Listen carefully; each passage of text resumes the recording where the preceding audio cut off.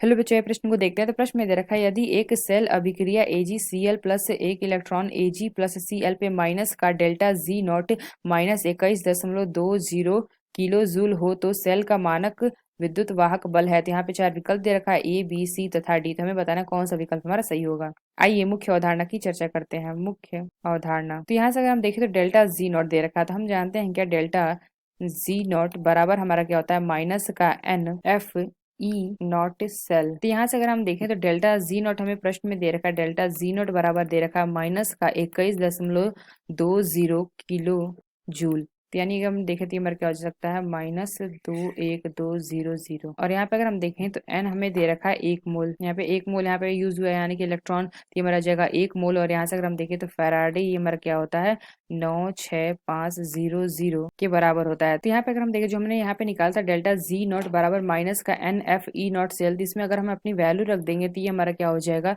Delta G not का यहाँ पे हमने वैल्यू देखा था, ये हमारा था -21.-21.20 जूल बराबर हमारा क्या हो जाएगा, -1। ये हमारा माइनस एन दे रखा है, यानी कि हमारा हो जाएगा -1 मोल। और एक गुणे में अगर हम देखें तो एफ की वैल्यू हमने क्या बताई थी, 96500। और यहाँ पे अगर हम देखें तो ई नॉट सेल हमारा हो जाएगा ई नॉट सेल। तो यहाँ पे हमें क्या निकालना है, ई नॉट सेल निकालना है। तो यहाँ से अगर हम देखें तो ये हमारा क्या आ जाएगा, इसको अगर हम यहाँ से हल कर देंगे तो ये हमारा आ जाएगा क्या, माइनस का 21.20 जूल बटे में हमारा क्या आ जाएगा, -1 गुणे 96500 जूल पी मोल। तो यहाँ से अगर हम देखें, इसको हल कर देंगे तो ये हमारा आ जाएगा 0.220 वोल्ट। तो ये हमारा क्या आ गया, ई नॉट सेल। तो यहाँ से अगर हम देखें तो ये हमारा आ गया ई नॉट सेल। तो प्रश्न में से क्या पूछा गया था कि मानक विद्युत वाहक बल है। तो ये हमने क्या देखा, ये हमारा है 0.220 वोल्ट। यानी हम कह सकते हैं कौन सा विकल्प हमारा सही होगा, जो हमारा बी विकल्प दे रखा है, यह विकल्प हमारा सही होगा। तो आशा करते हैं आपको समझ में आया होगा। धन्यवाद।